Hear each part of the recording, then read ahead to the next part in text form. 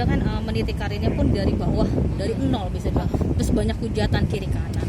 Terus kemarin banyak banget selebgram yang ala-ala pengen jadi artis. Terus ternyata Bunda komen nggak begitu, kalau pengen jadi artis harus berjuang dari nol. Terus ternyata dia sakit hati, Bun. Gimana tuh, Bun? Saya rasa gini, saya mau meluruskan bahwa yang saya katakan itu benar adanya. Jadi membangun karya dan membangun prestasi harus bagus. Tetapi saya tidak menyindir satu orang aja, karena waktu itu yang ditayangin juga banyak. Ada yang sampah, yang orang miskin dikasih hadiah sampah, itu juga nggak lucu banget ya. Mohon maaf. Jadi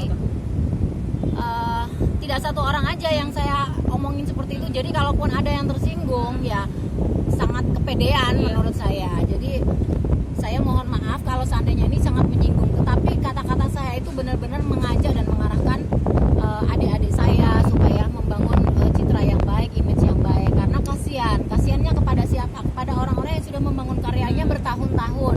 Tiba-tiba kamu jebret, potong tengah jalan, kamu ambil bukan mengambil lahan, tetapi porsi mereka yang prosesnya udah 20 tahun, 30 tahun ya, membangun dengan honor, dipanggil aja kadang-kadang honornya nggak gede, tiba-tiba lu potong tengah jalan dengan hanya cerita sensasi, atau mencari sensasi yang tidak baik kalau menurut saya gitu. Jadi kalau bisa lah buat adik-adik kita, ini kalau bukan kita lagi siapa gitu yang mengajarkan nanti generasi-generasi ke depan ini supaya bisa menjaga Indonesia dengan baik, dengan berawal dari kalian berkarya. Kalau karyanya bagus, bisa menginfluence, bisa jadi suri tauladan dan contoh adik-adik kita, kan kita bangga, kita seneng.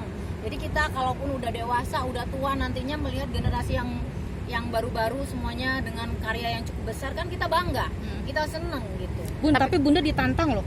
Oh, biarin aja, saya nggak perlu meladenin. Tetapi yang jelas saya berharap adik-adik saya, siapapun itu yang merasa tersinggung dengan omongan saya minta maaf. Tetapi yang jelas cobalah kita membangun kreativitas yang penuh prestasi, kurangin sensasinya. Kalau memang ada sensasi, bikin sensasi yang benar-benar yang yang membangun gitu ya. Kalau menurut aku seperti itu.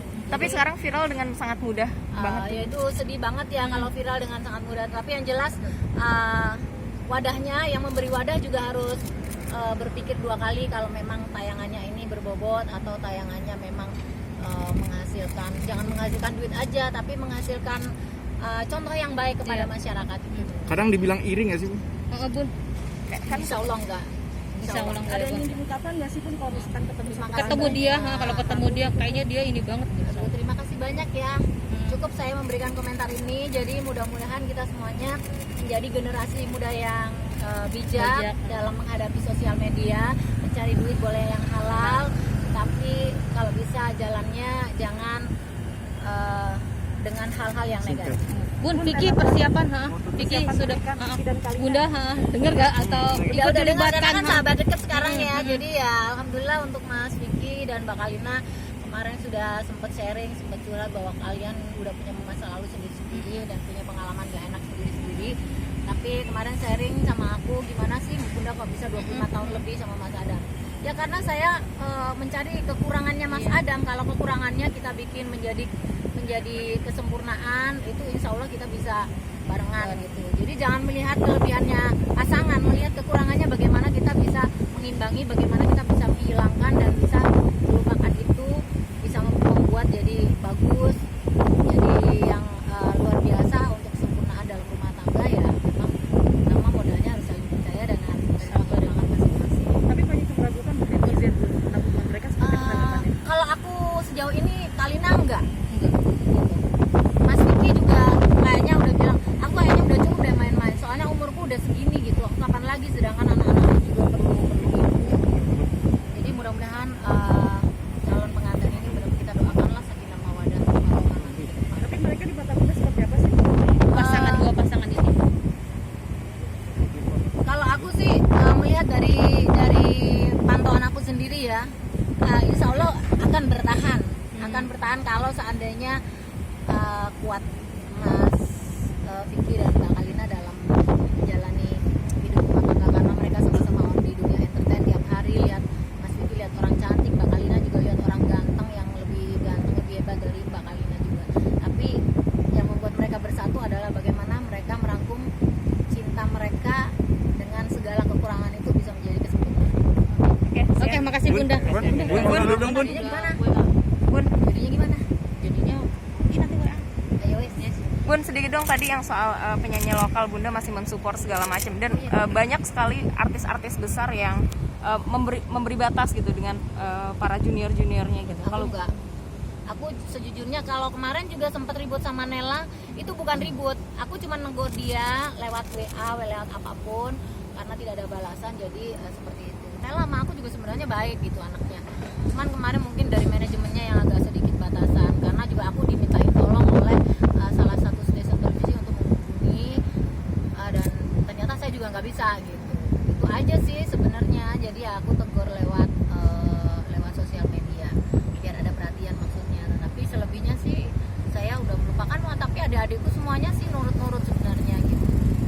Dan sampai hari ini aku kalau bisa sama artis-artis yang di bawah aku dalam artian masih anak-anak, masih pemula, aku kasih ilmu, kasih wejangan. Kadang-kadang bodo amat lah aku dibilang cerewet gitu, tapi paling tidak pengalaman aku yang bagus aku share kepada mereka supaya mereka bisa seperti aku, bagaimana cara jadi nyanyi yang baik, gak hanya boleh duit aja gitu. Tapi memang rata-rata nih ya, rata-rata artis-artis di daerah yang memang sudah jam terbangnya panjang, udah main YouTube oleh duit, terus nyanyi off airnya juga sehari bisa sampai 5 kali dapat duit banyak, itu nyanyi di TV itu kayak nggak dianggap gitu.